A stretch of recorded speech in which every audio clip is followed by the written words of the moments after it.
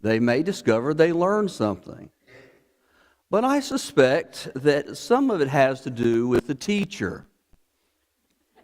There are boring teachers, very boring teachers.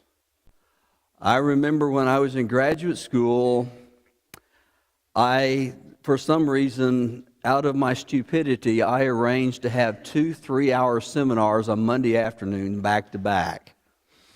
One was church history, and the other was Old Testament theology.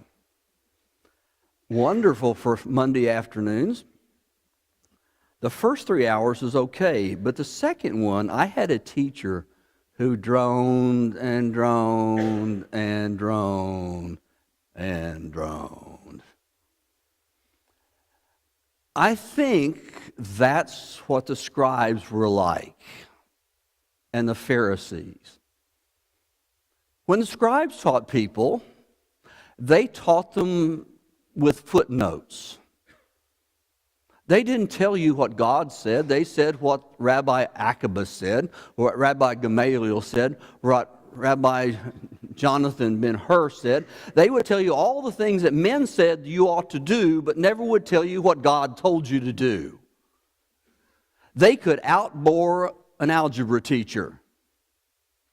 And so it was that when Jesus came along, they listened to Jesus as he spoke, and something happened.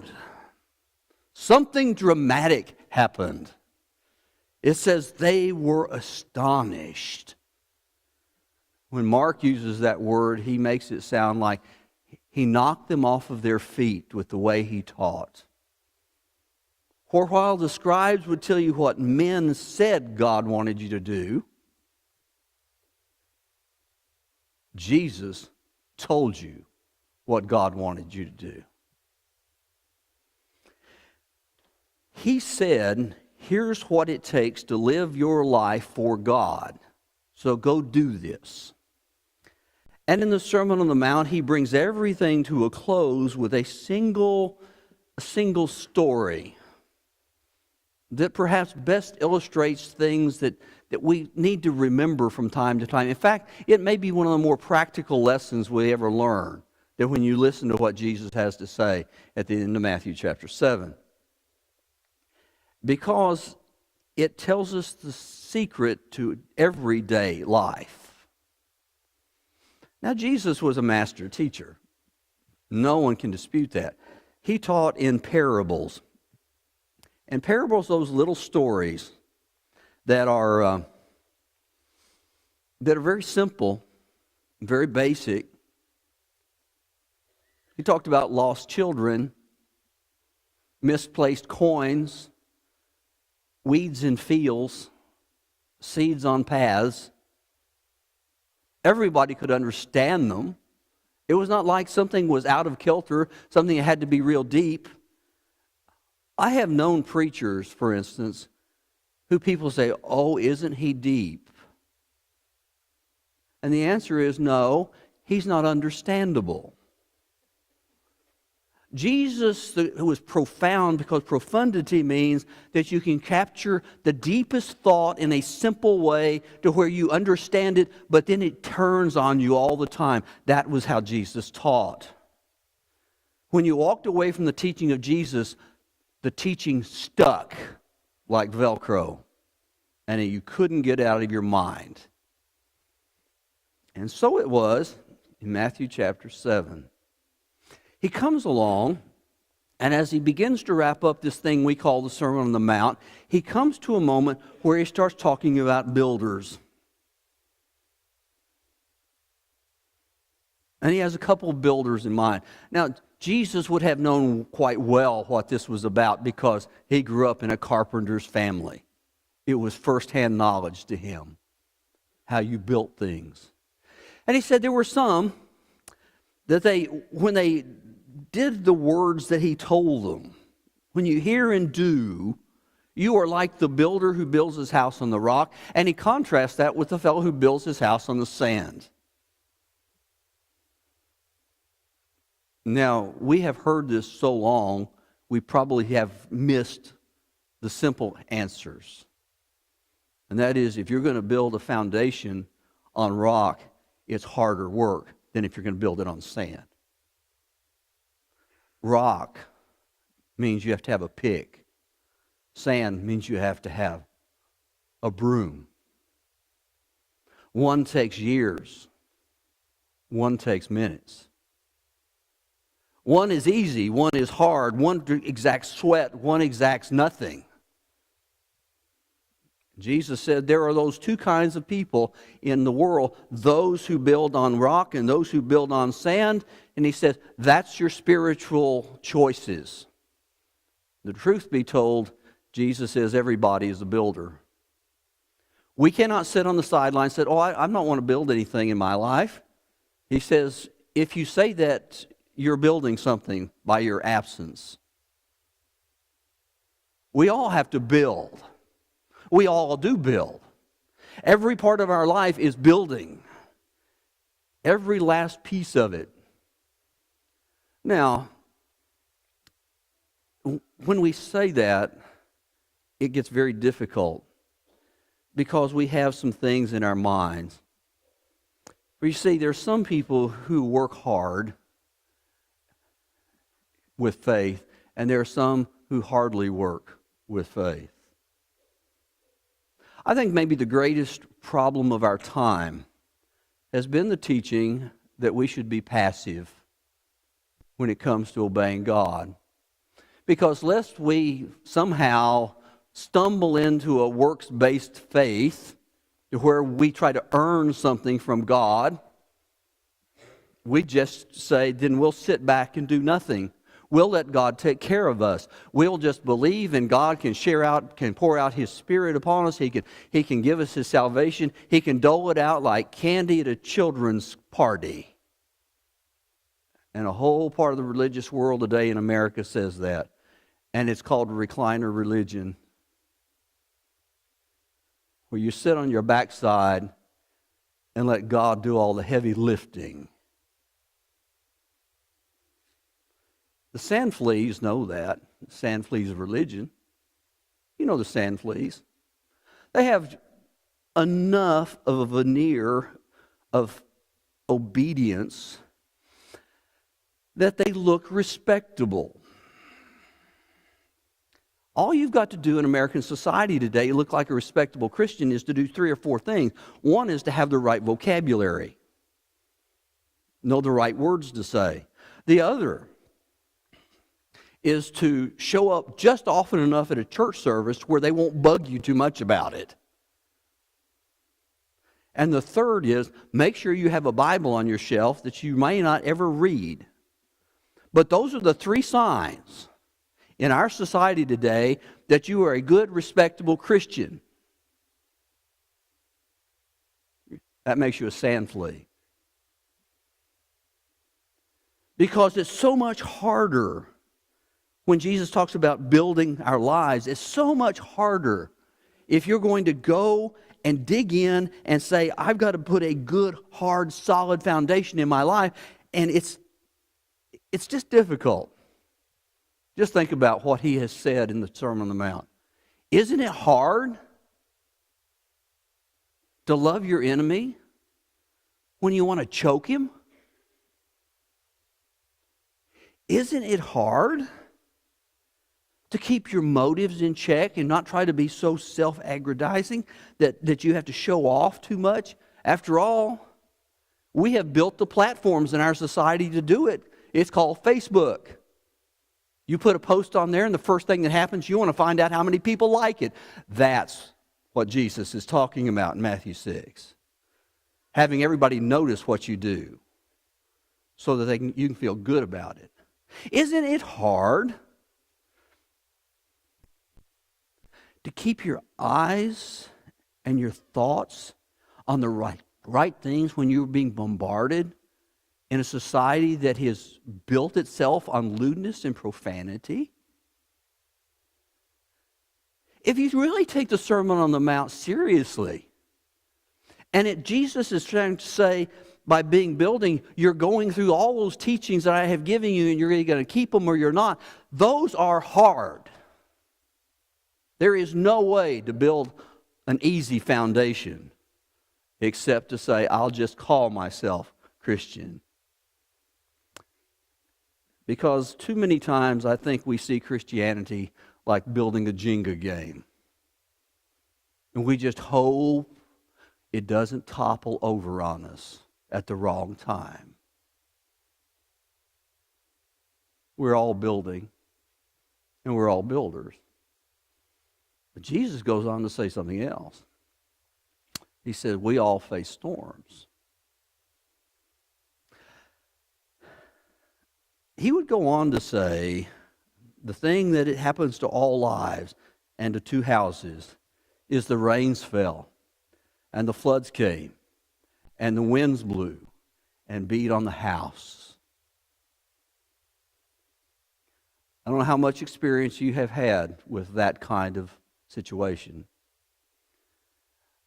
When Vicki and I lived for 17 years on the Gulf Coast, about every year, I celebrated my birthday by boarding up my house.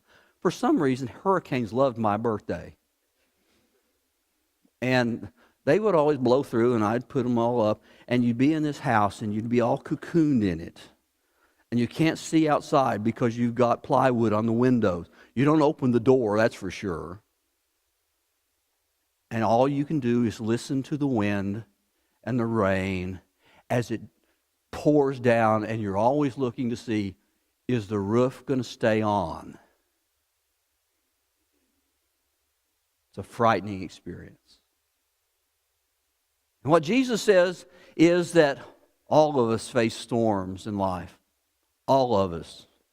The best and the worst. The richest and the poorest. The most powerful and the weakest. We all face storms in life. Abraham Lincoln had a nervous breakdown before he became president of the United States. I think I would have waited till after.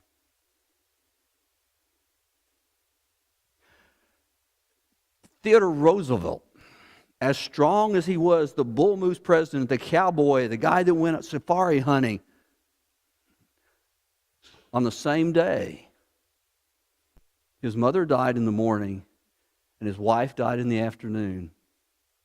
And for the next year, he was lost. One of the ones that's important is a poet named William Cooper. You may not know his name, but you've sung his songs. God moves in a mysterious way, his wonders to perform. He wanted to be a lawyer. And as he studied law, it got to be too hard for him, and he began to crack under the strain. And so he ended up in an asylum called St. Albans. And while he was there, he tried to commit suicide 3 different times. He failed every time. He was even a failure at suicide. And so he wrote a poem, sent it to a publisher. The poem begins with these lines: hatred and vengeance, my eternal portion. A lot of hope in those words, isn't there? All of us, if we live long enough, will find ourselves on the wrong end of life's whip. We will find death. We will find disease. We will find loneliness. We will find financial stress. We'll find it because life doesn't spare us the storms. And so the storms came and they battered. And Jesus says there's something else that's true about all of us. All of us will be revealed. The rain fell, the floods came. The winds blew and beat on the house. But for one, it didn't fall because it had been built on a rock.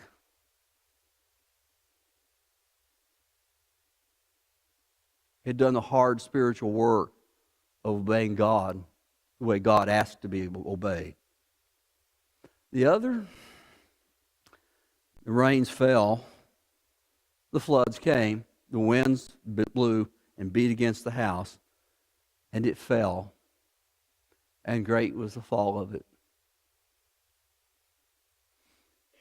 because the work was too easy. The obedience was too cheap.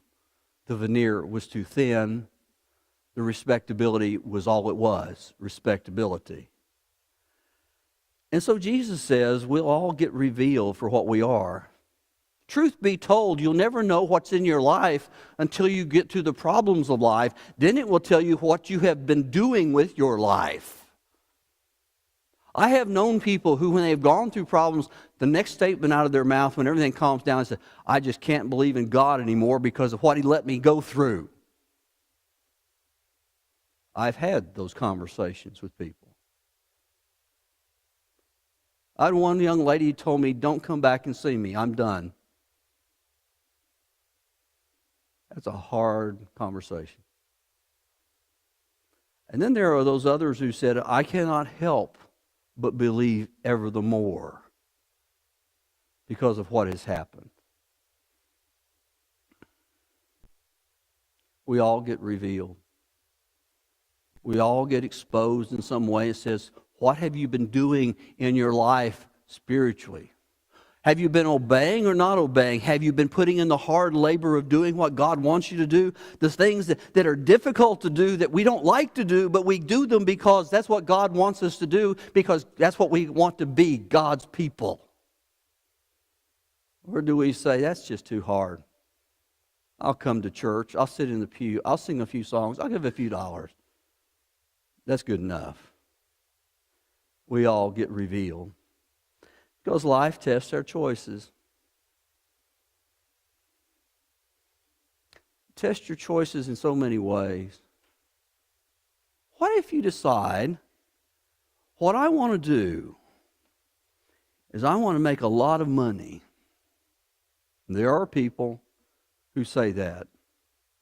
There were those guys in college who said, I want to be a millionaire by the time I'm 25. I never knew one who got the million, but I knew a lot that wanted it. What if you don't make it? Worse yet, what if you do and you find out you don't like it and your kids have left you and they don't care for you? I've known people who've marched up the corporate ladder of life, and when they got to the top, the corner office, they found out the ladder was on the wrong wall. And that's not what they wanted either.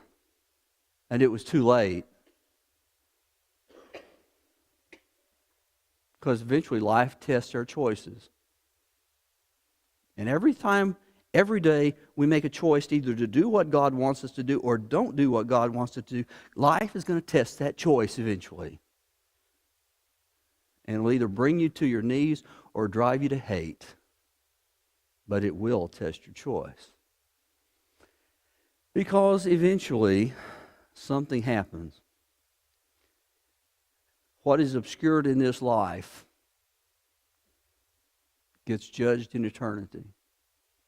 You don't hide for so long until there's nowhere to hide anymore. At that point, God says, this is who you are. This is who you have become. The great tragedy is there is no way at that moment to change anything. The only time to make changes, to make the better choice, the time for choices is right now. And what we do right now is what gets exposed. So whatever we do now, whatever choice you make, whatever choice you make in the morning when you get up of what you're going to be like and what you're going to do, that's a choice that's going to get revealed one day. Whatever happens on Friday afternoon when you're off, maybe, what are you going to do then? That choice will get revealed one day. The only way you'll deal with eternity is the choice that you make today. Because it will change someone's life and yours. That's part of the problem we have. Is we don't think that every day what we do makes a whole lot of difference long term, especially small things.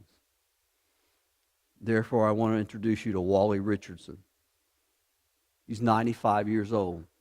For the last 15 years, Wally Richardson has gone to a middle school in El Dorado, California, every morning and he put up a whiteboard, and it's called Wally's Wall.